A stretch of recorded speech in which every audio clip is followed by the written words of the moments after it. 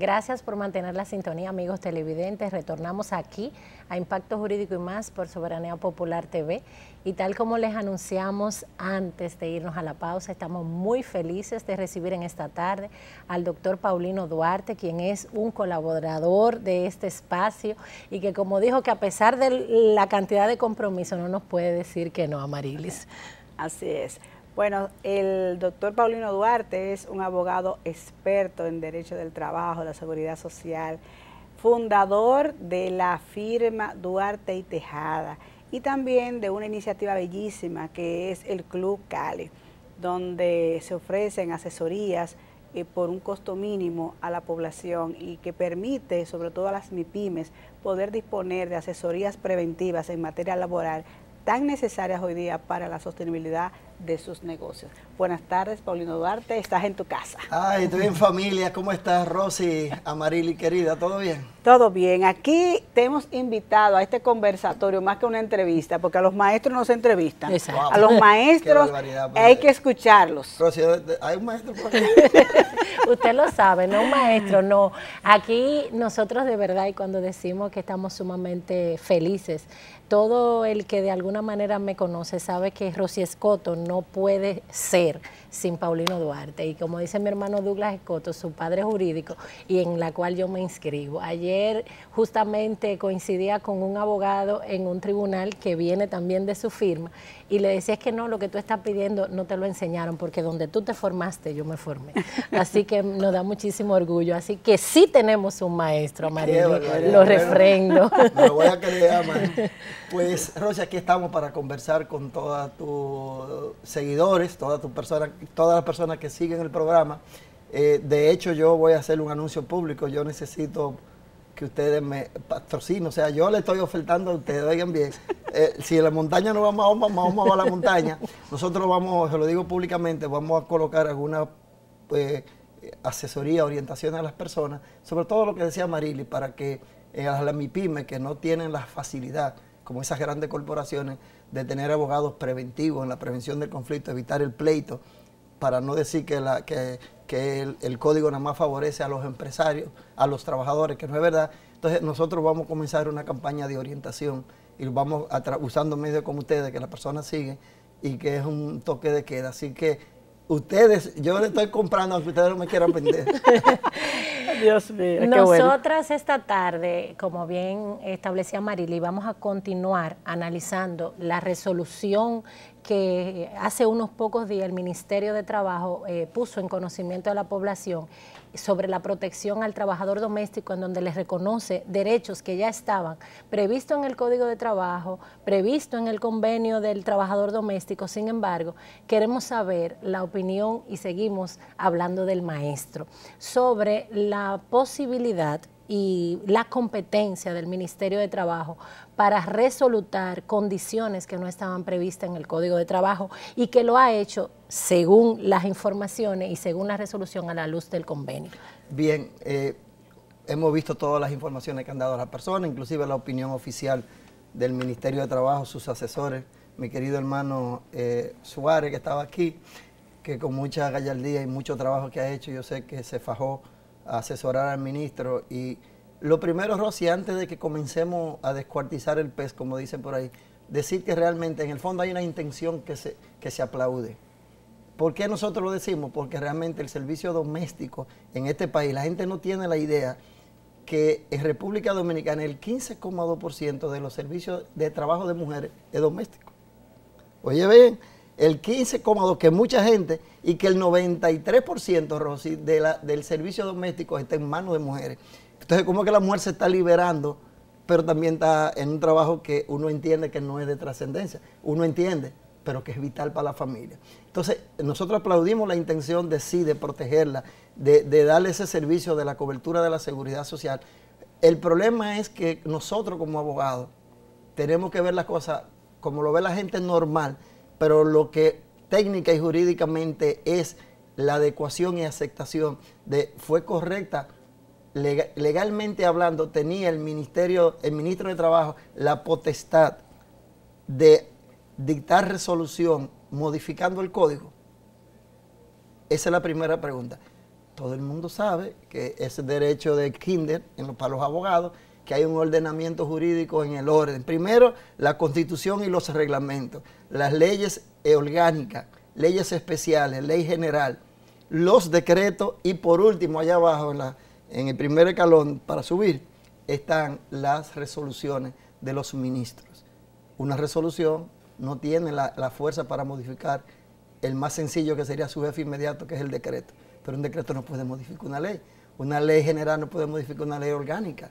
Y una ley orgánica no puede modificar la Constitución ni un convenio. Bien, decir que el convenio 189, el ministerio no lo necesitaba, no necesitaba provocar una creación de una ley a través del Congreso, del Senado, es un error, porque es un error que va a dar su mal ejemplo y se va a truncar la buena voluntad que quizás el Estado tiene en la figura del ministro de Trabajo, de que las mujeres en acatamiento al convenio 189 tengan una protección social, un ambiente de trabajo, una tranquilidad familiar con la seguridad social. Lo que pasa fue que como que lo hicieron tan rápido que no pensaron en las consecuencias. Entonces, mi opinión, no soy un constitucionalista a cabal a fondo, pero tengo el sentido común. Leo la ley. El artículo 420 y 421 dice que el Estado controla las relaciones empresariales y mano de obra del trabajador a través del Ministerio de Trabajo hasta tanto hay un contrato. ¿Ok? Esa resolución es entre ellos dos. Y que dentro de esa relación, dice el 421, que es el que están invocando, tiene la capacidad potestativa de dictar resoluciones de la legislación. Legislación. Te está diciendo o el reglamento o una resolución de una ley que ya existe. Tenemos el Código de Trabajo. El Código de Trabajo del 258, creo que hasta el 265, hablaba y sacaba parte de todo lo que era la relación del servicio doméstico. No le reconocía seguridad social, no le reconocía un horario. Entonces, la resolución que el ministerio da, el folleto que el ministerio explica, que está explicando, impactan directamente al código, modifican el código.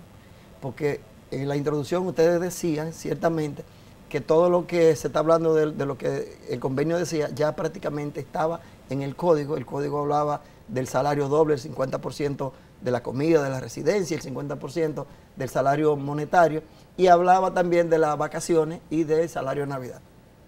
Hasta ahí llegaba el código, no hablaba de seguridad social, no hablaba de 44 horas semanales. Desde que la resolución tocó el Código de Trabajo, modificándolo, agrandándolo, desde que se mete en la ley 87-01, se fue la competencia del ministro de Trabajo para resolutar, y no debería alegar que como el artículo 26 de la Constitución y el 74.3 hablan de que República Dominicana es signataria de aplicación inmediata a los convenios. El convenio 189, Amarilis y Rosy, habla de que cada país que lo ratificó debe adaptarlo a su legislación. Cuidado con eso, adaptarlo. ¿Lo adaptó el ministro de Trabajo? No. Lo violó. Lo violó. Entonces, parece que estaban muy cansados los muchachos, los asesores, y confundieron la idea de que como el 421 dice que puede resolutar y dictar políticas, pero se brincaron el pedacito de la legislación. ¿Cuál es la legislación? Tú tienes el código y trae el convenio a moldear el código para que se adapte, pero tú no puedes por una resolución. Paulino, entonces si hacemos un ejercicio matemático simple, del 1 al 100, si lleváramos esa resolución al tribunal competente a los fines de que analice justamente eso, el porcentaje estaríamos hablando que sería declarado no conforme. ¿Cuál es la decisión para que cuando se hace una prueba de paternidad para que sea el hijo del padre? ¿99 puntos? Mi criterio personal, por lo que uno vive, por lo que uno conoce, pero la mejor muestra es la ley de la virtualidad. ¿Usted quiere un ejemplo más palpable y más parecido a lo que acaba de hacer el Ministerio de Trabajo? El Poder Judicial, que tiene más con fuerza y más arrojo dentro de su campo, dictó una resolución para la virtualidad. El Poder Judicial. Sin embargo, lo llevaron al Constitucional, que es el Constitucional. No, papá, no. tú tienes un poder de esto y de esto, pero tú no tienes ese poder, tú no te puedes abrogar ese poder. Así va a pasar con la resolución. Y esa resolución del Poder Judicial fue dada en una situación de emergencia. Atendible. Atendible, que era una necesidad, por así decirlo, pero la necesidad y la emergencia no implica una violación a la ley. Entonces, decía la licenciada Marily tras batidores, si permitimos que esto pase, entonces, ¿qué vendrá después? Licenciada. Sí, porque justamente, si lo vemos de la perspectiva de lo que es la parte social que abarca los trabajadores domésticos, desde ese punto de vista lo vemos bien. Ahora, ¿cuál es la situación desde el punto de vista legal? Que hoy el ministro de Trabajo está regulando, está violando disposiciones del Código de Trabajo, pero mañana, si sale otra resolución que tiene que ver con salarios, que no son de la competencia del ministerio, nosotros vamos a tener que asimilar que está bien porque estamos validando esta resolución y no queremos dejar entrever que no es que no estamos de acuerdo en cuanto a los derechos, porque son seres humanos. Es justo, Marily, pero no es legal. justo.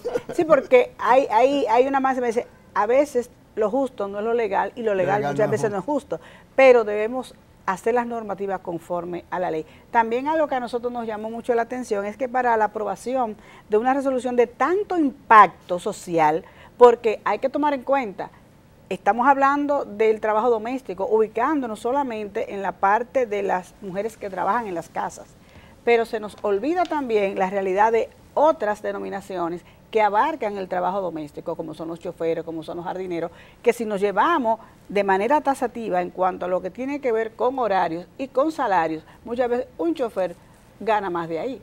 Se dice salario mínimo, pero no estaría violando. Pero también estamos hablando de un horario que si nos llevamos de eso, ¿dónde va a ir el chofer? Pero no me cruce para allá ahora, Marily, párate ahí. Vamos a cerrar la etapa constitucional. Constitucionalmente hablando, interpretando los artículos 26, el 74.3, el 62 de la Constitución que establece que es un derecho fundamental el derecho al trabajo, y más peligroso aún, establece, porque el problema es que los dos bandos tienen por dónde jalar. Tanto el trabajo doméstico puede anular la resolución a Marily, y lo vamos a decir por qué. Porque entonces le han segmentado los derechos.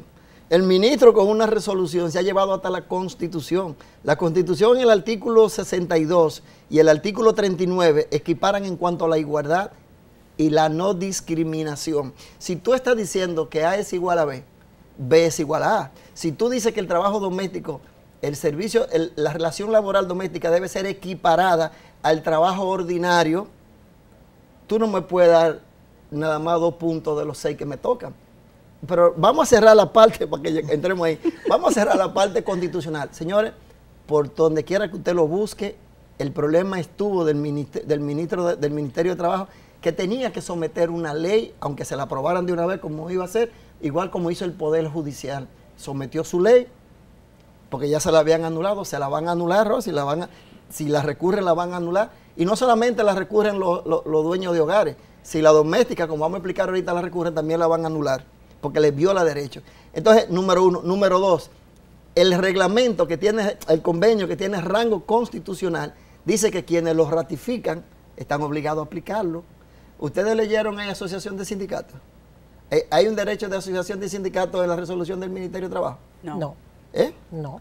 Hay asuntos que pueden hacer confederaciones sindicales de servicios domésticos. Claro. Hay ahí que dice que pueden celebrar convenios colectivos. No. Eso es por decir algo. Si usted aprobó ese convenio, si el presidente fue a San Francisco de Macorís a decirle al Consejo Internacional de la Seguridad Social, cumplimos con el convenio 189, pero ¿de qué tú cumpliste? Cuando tú no cumples con lo que dice el convenio, tú tienes que explicar por qué. Hoy hasta eso se lo brincaron. El convenio dice, cuando tú me acoges y me ratificas un convenio y tú no me aceptas todo lo que está ahí, tú tienes que darme las razones por las cuales tú no has obviado esa parte. Ellos se fueron, cogieron los mangos por la rama. Y una cosa importante, ¿por qué el salario y por qué un horario? Con lo que yo les decía ahorita a ustedes, que de 24 países en el mundo que ratificaron el convenio 189, oigan bien, nosotros tenemos 18 países, o sea que América Latina y el Caribe es una de las potencias más fuertes protegiendo los derechos de la doméstica. De esos 18 países de que pertenecen a Latinoamérica y que se encuentran en República Dominicana, solo República Dominicana y Honduras no tenían un horario definido y no tenían un salario definido. De todos los países, nosotros éramos los únicos que no lo teníamos y por eso lo aclararon. Díganme, señores, si tenemos... Con relación a lo de la jornada, hay mucha preocupación respecto a esa parte, dejando ya el análisis propiamente constitucional y la competencia o no. Y es que el Código de Trabajo establece que las partes se pondrán de acuerdo referente a la parte de la jornada laboral. El convenio habla de 10 horas. Exacto. Entonces, la resolución, ¿por qué viene a establecer una diferencia en horario más, o sea, de menos cantidad de horas y que pudiera afectar a la realidad de la contratación? Lo que pasa es que yo entiendo, y dijo aquí el licenciado Suárez, yo vi la entrevista muy buena, el licenciado decía que ellos escucharon a las partes y lo que salió en esa resolución, decía el licenciado, y discúlpame hermano, no tengo nada en contra de la resolución, fue el acuerdo de los sectores consultados. Parece que cada quien consultó, vamos a darle a la trabajadora 8 horas y vamos a darle, en vez del descanso, no le dieron nada a los dueños de casa, porque el convenio habla de 24 horas de descanso y la resolución habla de 36. Lo que yo asumo es que en esas consultas, la parte más importante que debió consultarse y la más afectada es el sector mujer, porque los hombres, por uso y cultura, no se quedan en las casas. Las mujeres son las dueñas de su casa. Entonces, no tan solo ser dueñas, sino que la carga del cuido está en un 80-90% a cargo de la mujer. Entonces, si estamos abogando por los derechos de que la mujer se siga desarrollando, que pueda seguirse empoderando, que tenga derecho a seguirse capacitando, la mujer que trabaja, que tiene un niño de 3 meses, que tiene que dejarlo en su casa, bajo ese horario, ¿cómo lo va a manejar? Dejando a su niño en la casa donde tiene que trabajar, pero más aún, tiene que capacitarse. O sea, debieron dejar, a nuestro modo de ver, un horario, acuerdo entre las partes, aunque hubiera un tope, obviamente, humanamente hablando. Vamos, ya estamos metidos en el campo del derecho. La resolución tampoco satisface el Código de Trabajo, viola el Código de Trabajo y como dicen popularmente, la van a romper los jueces. Primero, eso que tú planteas, lo que tú planteas de que por qué no dejaron un margen para que se abriera, para que se pudiera interpretar mejor. Recuérdense que le hablé aquí del principio del 420 y 421, la potestad de resolutar. Oigan bien, para que ustedes vean ahora dónde se entiende. Y la capacidad del ministro de Trabajo de hacer reglamento. Esa resolución esa resolución pudo haber sido el reglamento que interpretara la adecuación de la ley que deben someter y ampliar eso que tú dices. El convenio habla de que después que ella trabaja 8 horas y se queda en la casa, de 9 a 11, de 11 a 2 y de 2 hasta las 4, ¿verdad? Y se va y está durmiendo en tu casa, tú no la puedes tocar que te haga un té en ese tiempo. Así es. El convenio habla que le paguen horas extras por eso. Y si tú la necesitas un sábado, que no lo han dicho en la resolución, tú tienes que coordinar con ella y pagarle 100% ese día, al 100%, doble, y permitirle en la semana otro día libre. Entonces, sí, porque habla de 36 horas de descanso. Vamos al código. La resolución contra el código choca con todo, Rosy. El principio indubio pro operare. Como la resolución no es clara, es muda. Por ejemplo, los choferes que usted hablaba. Un chofer es una labor intermitente. Si tú lo buscas en el 147 o 150 por ahí, dice que cuando son de labor intermitente o supervisores, trabajarán hasta 10 horas. ¿Qué va a pasar? Cuando la trabajadora diga, pero si el convenio 189 dice que son la igualdad de derechos míos frente al trabajador, al trabajo ordinario, ¿por qué nada más me quieren dar una parte de los derechos adquiridos? Bueno, vamos a seguir ampliando, señores, porque esto se pone bueno. Luego de la pausa continuamos con esta perspectiva desde lo que es el abogado litigante, señores, y los casos realidad. Luego de la pausa, volvemos.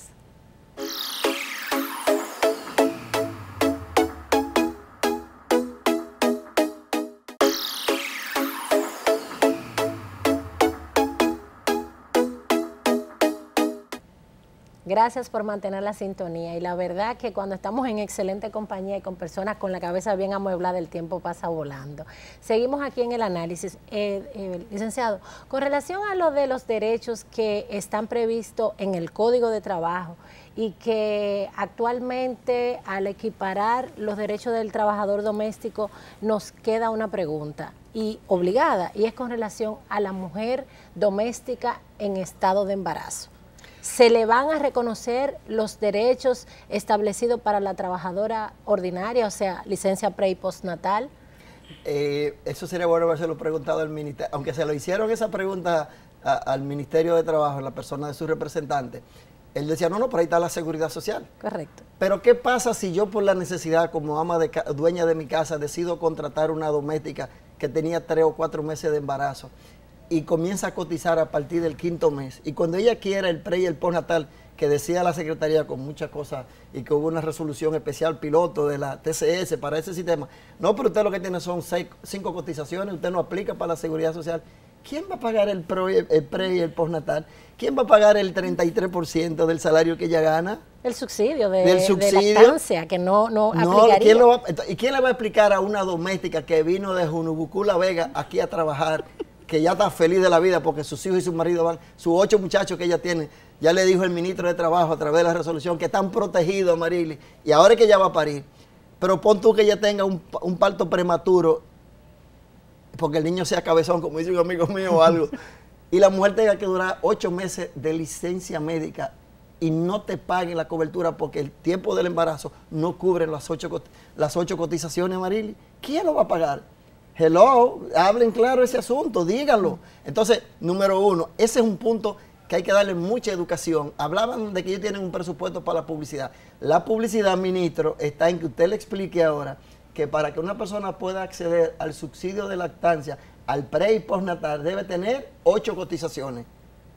No es de que porque ya yo entré a trabajar ahora y yo estoy pagando 3 meses y di a luz trillizo, me van a dar el 33 por cada muchacho, porque eso es lo que dice la ley. No, dígale que tienen que tener una cotización de 8 meses para que mañana no se encone y no crea que el dueño, la señora de la casa, la está engañando. Porque no hay una cosa más mala en la vida que una desinformación en la cabeza de una persona que no entiende. No, yo te hago otra pregunta. Asumiendo que la Seguridad Social asuma el pre y el postnatal, sí, pero en el tiempo que esa señora está en su casa, yo tengo una necesidad, yo tengo que hacer otra contratación. Se me olvidaba de otra persona. Decir. ¿Y tú tienes cuarto para pagar? Para tú pagar otra cosa. Señores, mis empleados que yo tengo en la oficina, oigan bien, las que han dado a luz, que duran sus 4 o 5 meses en su casa, no es la TCS, la CISARRI que le dé el dinero. Yo tengo que pagarlo. Y déjenme decirle una cosa, después de 4 meses, después de los 8 meses que dio a luz, me aprueba la primera cotización para rebajármela y tengo yo que cerrar esa etapa, que a veces duran 7 meses para hacer un paguito, para que esos 4 meses que yo tuve que pagar por adelantado, que no lo pagó la TCS, se lo dé yo a la trabajadora. Pero si tú eres una madre que está ganando 20,000 pesos, que tú tienes que ir a la universidad y que se te enferme la doméstica, que te dure 4 o 6 meses y tú no tengas tiempo para cubrir las necesidades ni ponerle la seguridad social, la que lo va a sustituir, ¿quién la paga? Entonces, eso no lo contemplan ellos, porque la idea es soltar el perro y que muerda. Sí, y el efecto dominó sí, de lo que es el trabajo doméstico. La que me cuida a mi hijo tiene que buscar quien le cuide a su hijo. Yo pagándole 10,000 pesos, ella, ¿con qué va a pagarle a la doméstica ese salario mínimo? Ellos no vieron eso. Entonces, porque no hay una distinción tampoco. No. Entonces, oigan bien, ante un papel mudo, primero hay una serie de cosas que no se regulan. El horario de las 44 horas, usted impactó el Código de Trabajo ya.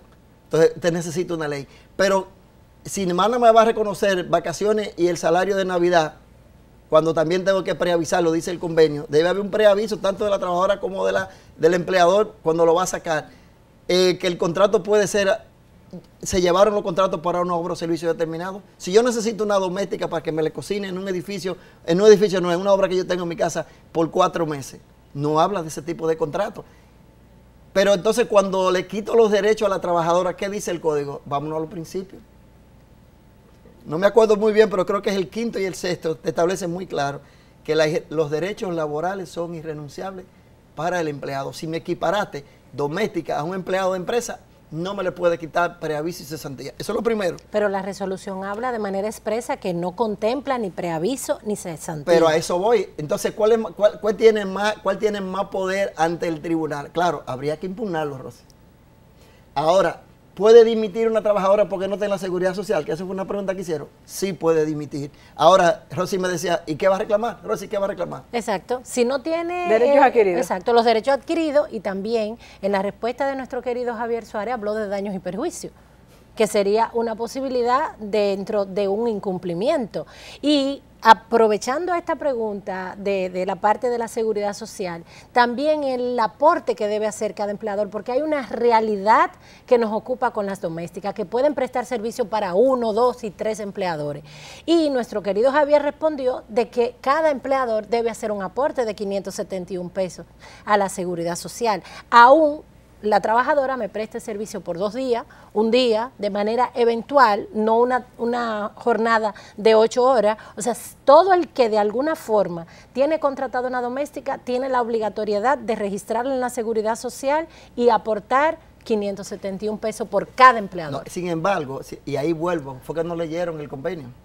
El convenio te dice que doméstica es la persona que es profesional en eso. ¿Qué es una doméstica? La que habitualmente cocina, lava, atiende la casa, hablando a la bichuela. Y que hay una permanencia en cuanto al servicio. Pero, entonces, oigan cómo resolvieron ese problema. Si yo decido llamar a la semana una persona, o cualquier persona, esa no es un trabajador doméstico. El convenio dice que no, porque esa persona habitualmente no se dedica a eso conmigo. Es la que de manera, oigan bien, así como nosotros somos abogados, asesoramos a los clientes, esa es nuestra profesión. Entonces, la profesión de la doméstica es dar los servicios que hacer en la casa. Y que también constituye una locura jurídica. Imagínate que yo conozco personas que trabajan en 5 lugares. Tú vas a tener 5 seguridad social. Primero, la seguridad social comenzó hablando primero de que la doble cotización no era posible. ¿Se acuerdan que no, tú no puedes cotizar doble, bla, bla, bla, lo que dijeron? Bien, hay un límite de tope creo que hasta 20 salarios mínimos cotizables, que son 15,000 y pico de pesos. Tú puedes cotizar hasta que tú llegaras a ese tope. De hecho, hay devolución cuando el trabajador supera la cantidad de ese tope, o sea, de cantidad de cotizaciones, salario cotizable. Volviendo al punto que se va a surgir, señores, esa resolución va a traer muchos problemas. Y no estamos aquí diciendo que somos Nostradamus ni aprendiz de brujos, es que lo hemos vivido.